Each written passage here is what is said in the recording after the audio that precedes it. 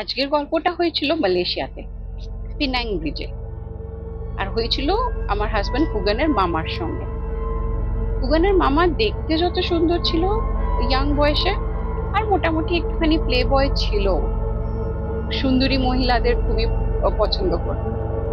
তো একদিন কুগানের বড় মামা পিনাং ব্রিজ থেকে আর পিনাং যাচ্ছিল, পৌঁছচ্ছিল তখন মিডওয়ে ব্রিজে।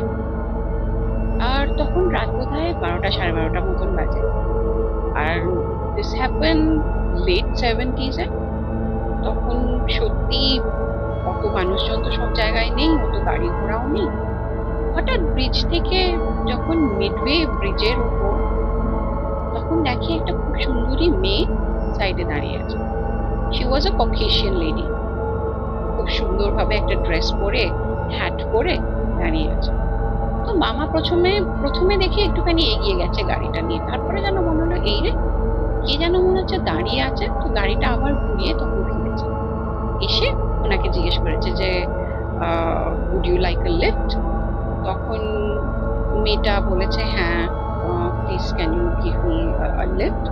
আমার কিছু একটা বলেছে, কি যে বলেছিল তখন সেটা মনে নেই, কিন্তু মোটামুটি at that point of time হ্যাঁ বলে মামার গাড়িতে উঠে গেছে। এবার মামা যখন গাড়ি চালাচ্ছে, কিরম সারা গাড়িটাতে একটা প্রচন্ড জুঁই ফুলের গন্ধ, মানে সাফোকেটিং গন্ধ, এত স্ট্রং। তো মামাটা ভাবছিল যে এটা কি এত স্ট্রং কোনো পারফিউম লাগিয়েছে, কিন্তু কিছু বলছিল না। এবার কিছুক্ষণ পরে মেয়েটা কিন্তু চুপ।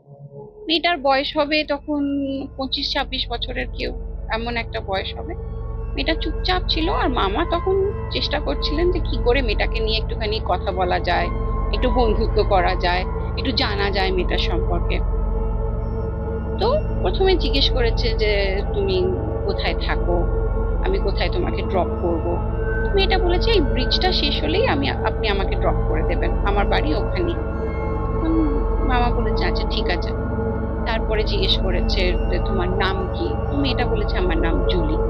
অ্যাকচুয়ালি মোটামুটি যাই কথা বলতে উনি ট্রাই করছেন, মেয়েটা ওই একটা সিঙ্গল ওয়ার্ড আনসার করেই বন্ধ হয়ে যাচ্ছে। এবার আস্তে আস্তে ব্রিজটাও শেষ হয়ে যাচ্ছে, আর মামা জানেন যে এর মধ্যে যদি মেয়েটার সঙ্গে একটু ভালো করে কথা না বলে কন্ট্যাক্টটা না নেয়, তাহলে ব্যাস হয়ে গেল, তারপরে আর দেখাও হবে না। তো মানে he tried so many ways to make the girl speak, কিন্তু হু হ্যাঁ সিঙ্গল ওয়ার্ড আনসার করেই ছেড়ে দিচ্ছে। এবার যখন একটু পরে মামা একটা ফাইনাল ট্রাই করেছে, বলছেন যে তুমি যে হ্যাটটা পরে বসে আছো, আই এম শিওর তোমার নিশ্চয়ই প্রচন্ড আনকমফোর্টেবল লাগছে, why don't you take off your hat. তো তখন মেয়েটা বলছে যে আমার হ্যাটটা কিন্তু আমার হেডের সঙ্গে অ্যাটাচড, ওটাকে সরানো যাবে না। তো মামা ভাবছে মেয়েটা কি আর কি করছে, বলছে what do you mean by that.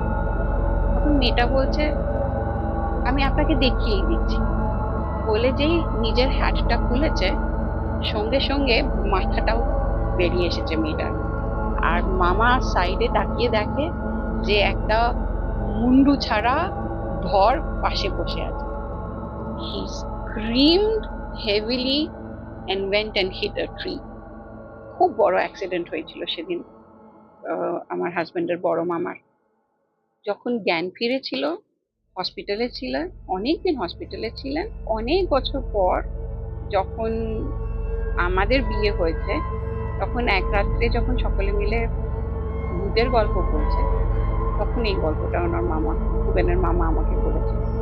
তারপর থেকে পিনাং ব্রিজে যখনই যাই আমার চোখ বাবা বন্ধ থাকে, যতক্ষণ না ব্রিজ ক্রস করে উল্টো দিকে পৌঁছতে পারি। তো ছোট গল্প এরকম লাগলো নিশ্চয়ই জানিও। বাই।